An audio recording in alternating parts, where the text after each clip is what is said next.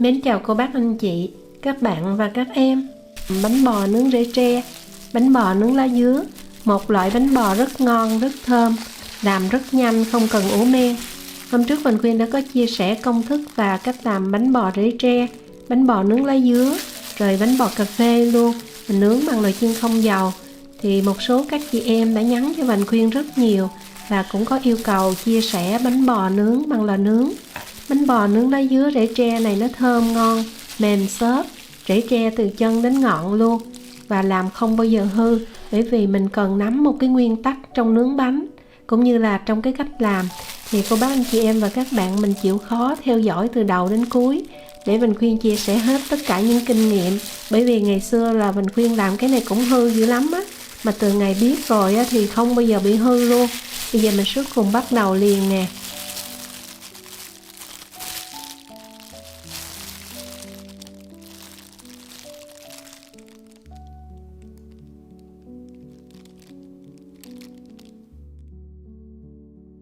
Do là bột mình trộn nhanh lắm, thành thử ra trước tiên á, là mình đi làm nóng lò. Lò của Quỳnh Khuyên là 70 lít nè. Mình sẽ để cái khay tầng thứ hai từ dưới tính lên. Nếu mình để cái vỉ á, thì mình để xuống một tầng nữa, tức là tầng đầu tiên bên dưới tính lên. Sau đó mình làm nóng ở 170 độ C, lửa trên lửa dưới, tức là chức năng 2 lửa, tiếng Anh gọi là bake.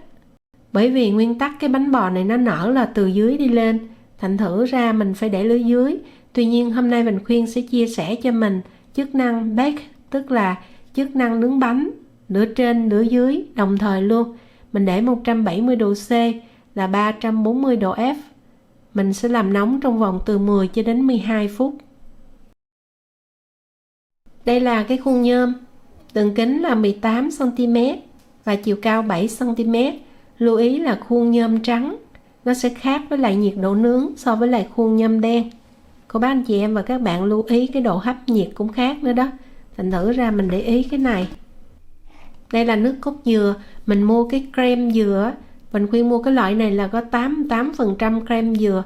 Như vậy thì cái bánh nó nhẹ, còn nếu như mình làm cái hàm lượng nước nhiều quá thì cái bánh của mình nó sẽ nặng, nó không có rễ tre nhiều. Do đó lưu ý cái nước cốt dừa loại creme. Rồi mình sẽ chuẩn bị tất cả ở đây, một cái rây để chút mình rây, cái rổ, thau. Mình khuyên lấy 5 cái trứng gà size trung bình, miễn sao cho mình lấy là 240g. Nếu mình lấy trứng gà lớn á, thì mình sẽ bỏ cái lòng trắng đi, miễn sao cho được 240g. Đây là vani, mình lấy cái gói đường vani này 8g, hoặc là tinh chất vani á, thì mình cho 1 muỗng cà phê, hoặc là nếu cái ống vani thì mình cho một chút xíu cho nó thơm. Màu lá dứa hay là màu xanh đó thì mình sẽ cho 1/3 muỗng cà phê. Mình khuyên cân luôn cho mình dễ thấy đó, nó khoảng 2g, nếu mình muốn đậm thì 3g. Rồi đây là bột năng, tức là tinh bột năng, mình lấy 200g. Do là mình khuyên muốn cái bánh nó mềm, mình để qua 2 ngày ăn vẫn được á, thì mình sẽ cho 10g bột mì. Còn nếu mà mình cho bột gạo thì nó cứng, còn nếu như mình không có cho bột mì hay bột gạo thì cái bánh nó sẽ rất là mềm, nó dai nhưng mà nó mềm lắm. Rồi ở đây là 150g đường. Cái này là cái độ ngọt, nó ngọt vừa phải, nó không lạt mà cũng không quá ngọt, thành thử ra mình cho tùy theo. Khi mình cho đường nhiều thì mình phải giảm cái lượng chất lỏng đi. 200ml nước cốt dừa, lúc nãy mình khuyên ngâm ở trong cái nước nóng cho nó chỉ chảy ra, rồi mình rót vô như vậy nè. Mình lấy 200ml, tức là 190 cho đến 192g. Rồi 1/3 muỗng cà phê muối. Ở đây là 13g bơ. Mình sẽ đi làm chảy trong lò vi sóng, hoặc là mình cho vô lò nướng cũng được cho nó chảy ra. Tiếp theo là mình sẽ dùng cái vát sấy cơm để mình trộn. Đây là Quỳnh Khuyên cũng áp dụng theo cách của em Nhị Hằng. Em Nhị Hằng đã chia sẻ cho Quỳnh Khuyên cái vát sấy cơm, do nó có những cái chấm chấm này nè, trộn nó dễ lắm. Hồi xưa Quỳnh Khuyên cứ lấy cái phới lòng á, trộn nó khó lắm, bởi vì như vậy cái trứng nó bị bong lên. Còn mình lấy cái này mình trộn rất là nhanh.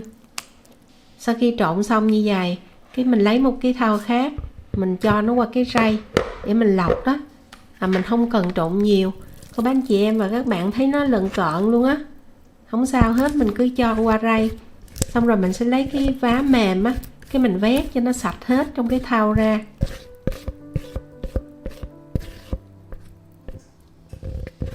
Rồi bây giờ mình mới lấy cái vát xấy cơm, mình chà nó qua cái rây như vậy nè. Tức là mình chà cho nó rớt xuống á, nó dễ lắm. Mình có thể xoay một chiều thôi cũng được, hoặc là đè nó xuống, chứ mình không có phải đánh bông nó. Lưu ý là Vinh khuyên chia sẻ thiệt kỹ, mình coi kỹ để mình làm thành công, dễ lắm. Thực ra là nó không có khó, mà hồi xưa mình khuyên làm cũng hư dữ lắm á. Rồi mình khuyên làm mình coi kỹ nè, cứ đè xuống như vậy nè. Đó, mình thấy nó dễ chưa? Khi mà mình cho qua cái rây, cái mình lấy cái vá này nó nhám là mình đẩy xuống là nó xuống liền à. Mình khuyên làm thiệt kỹ, không có cắt video để mình biết cái thời gian làm luôn đó. Rồi xong rồi. Bây giờ thì mình có thể rây qua cũng được.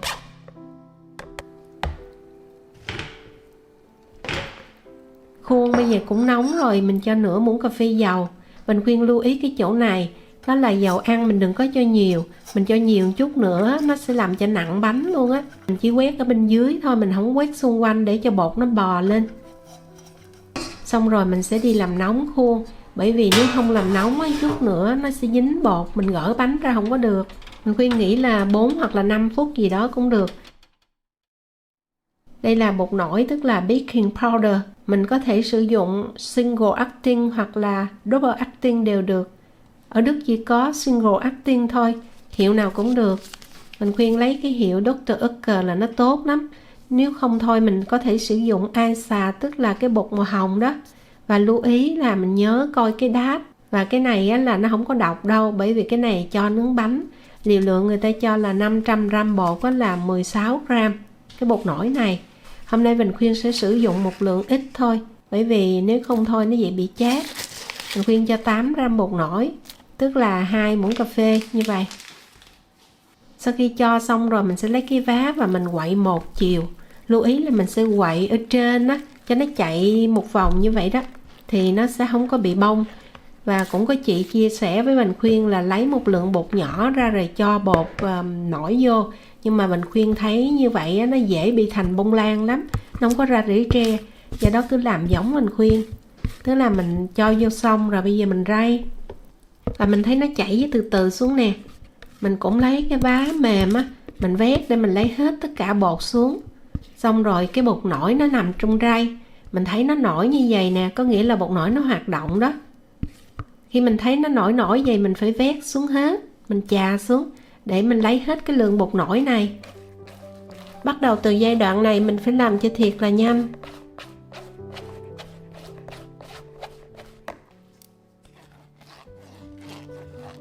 Rồi lấy cái vá mình sẽ cào sát ở dưới cái rây để cho nó chảy hết, để cho nó lấy hết cái lượng bột nổi. Xong rồi mình sẽ thấy cái bột nổi nó hoạt động, nó nổi lên. Mình sẽ quậy một chiều, lưu ý là mình quậy một chiều thôi, chứ mình đừng có quậy giống như là đánh lên. Rồi cái bơ của mình nó cũng nguội rồi đó, thì mình sẽ cho vô khoảng 1 muỗng canh đó. Và mình cũng quậy một chiều luôn.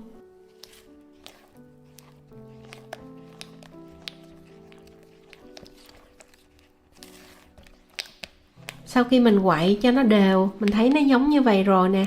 Bây giờ mình sẽ đổ qua cái rây. Mình đổ qua một cái thau này. Như vậy á, lúc này mình thấy nó chảy nè. Nó chảy một cái ọt xuống luôn. Tức là nó chảy rất là nhanh, do nó đều bột đó. Và mình cũng nhớ dùng cái vá mềm mình vét cho sạch để mình lấy tất cả cái lượng bột với lại bột nổi. Nếu mình lấy không hết là nó thiếu cái bột nổi á, là bánh của mình nó không có đủ nở. Vừa vét xong là mình khuyên cũng xong luôn rồi. Cái khuôn cũng nóng, bây giờ mình lấy ra và mình sử dụng một cái rổ nào cũng được, miễn là cái rổ. Mình khuyên không có đổ qua rây, bởi vì mình khuyên thấy khi mình đổ qua rây á, nó sẽ không có tia ra. Đưa cái rổ cao lên khoảng 20cm, cho cái bột nó chảy xuống, nó tia ra đó, thì cái bột nổi nó mới đều. Bởi vì nếu như cái bột nổi nó không đều á, là chút cái bánh của mình phía bên trên nó đóng vảy và nó thành giống như là bánh bông lan, còn phía dưới á, thì nó mới có rễ tre. Thành thử ra mình nhớ, có thể sau khi mình đổ vô xong mình lấy cái vá mình quậy một chiều cho nó đều.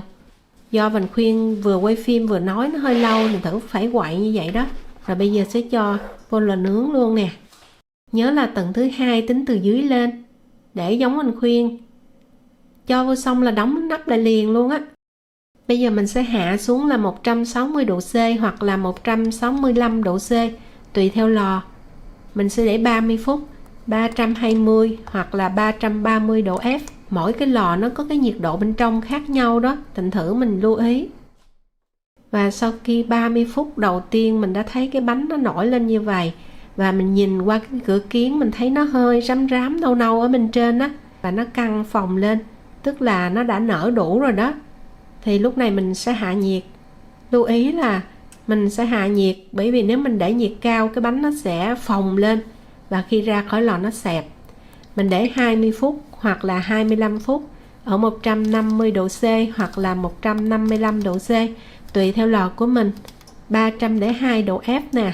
Lưu ý mình sẽ hạ xuống là 150 độ C 20 phút. Đủ thời gian rồi á, thì mình sẽ kiểm tra. Hé cửa ra mình kiểm tra bằng cách xiên cái que vô mà mình thấy không có bị bột nữa, tức là chín á, cái que nó không có dính bột nữa. Thì mình sẽ hé cái cửa như vậy, mình để từ 5 đến 7 phút. Sau đó mình mới lấy ra. Lưu ý là nếu bánh không chín thì nó cũng bị xẹp luôn đó. Rồi đã đủ thời gian rồi và bánh nó thơm phức luôn. Cô bác anh chị em và các bạn thấy cái mặt bánh nè, ngon ghê chưa? Sau khi mình lấy ra là mình phải úp xuống liền. Mình để lên một cái vỉ như vậy nè, úp nó xuống để chờ cho thiệt là nguội luôn. Lưu ý là có thể mình chờ 3-4 giờ luôn cũng được, hoặc là qua đêm cũng được luôn. Tức là mình qua sáng mai cũng được nữa. Nhưng mà mình khuyên sẽ chờ chút xíu nữa, 2 tiếng mình khuyên cắt cho mình coi. Bây giờ thì 2 tiếng rồi bánh nó cũng còn ấm ấm. Nếu mà mình để cái bánh nó thiệt là nguội luôn á, thì khi mình cắt á, bánh nó không có bị mớp méo. Còn nếu nó còn nóng như vậy á, còn ấm như vậy á là nó sẽ bị mớp á. Nhưng mà không sao hết. Tay mình lóc vô nè, nhẹ nhẹ, nó dính dữ lắm á. Rồi mình khuyên cắt ra mình nhìn thấy ngon ghê chưa? Rễ tre nó quá chừng luôn, từ trên cho đến dưới luôn, từ đầu cho đến cuối luôn. Và mềm dữ lắm, bởi vì mới có chưa tới 3 tiếng, 2 tiếng mấy mình khuyên cắt ra. Rất là dễ làm. Cái quan trọng là mình khuyên muốn lưu ý mình ở đây là mình nhớ để lửa đừng có nóng quá. Nóng quá nó dễ bị xẹp, cũng như là cái bánh của mình nướng phải chín.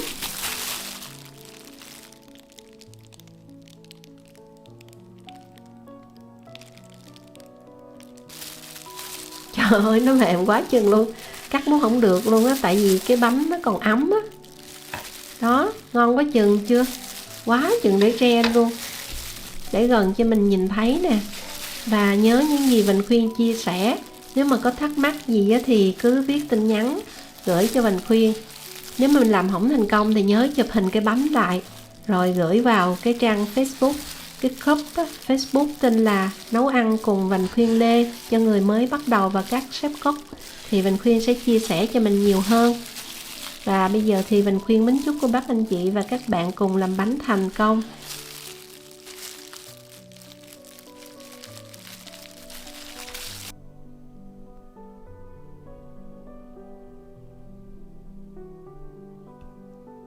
Và bây giờ thì Vành Khuyên lấy ra cho mình coi nè, rễ tre từ trên xuống dưới và nó trong vắt như vậy nè, thơm ngào ngạt luôn, cả gian bếp luôn.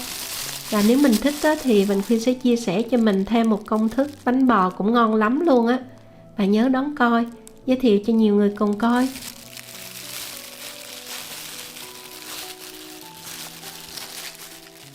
Rất mềm và rất nhiều rễ tre, làm là thành công liền. Lưu ý quan trọng đó là sau khi mình cho bột nổi vô là mình phải trộn thiệt là nhanh, rây thiệt nhanh và lập tức đưa nhanh vào trong lò nướng. Mình khuyên nhắc một lần nữa đó là mình đừng có để nhiệt cao. Để nhiệt cao là nó giống như là trứng chiên, khi mình chiên nhiệt cao thì nó sẽ phồng lên xong nó thẹp xuống đó. Nhớ hạ lửa, nướng 2 lần nữa thì lúc nào cũng thành công. Xin chào tạm biệt, hẹn gặp lại ở video kỳ tới.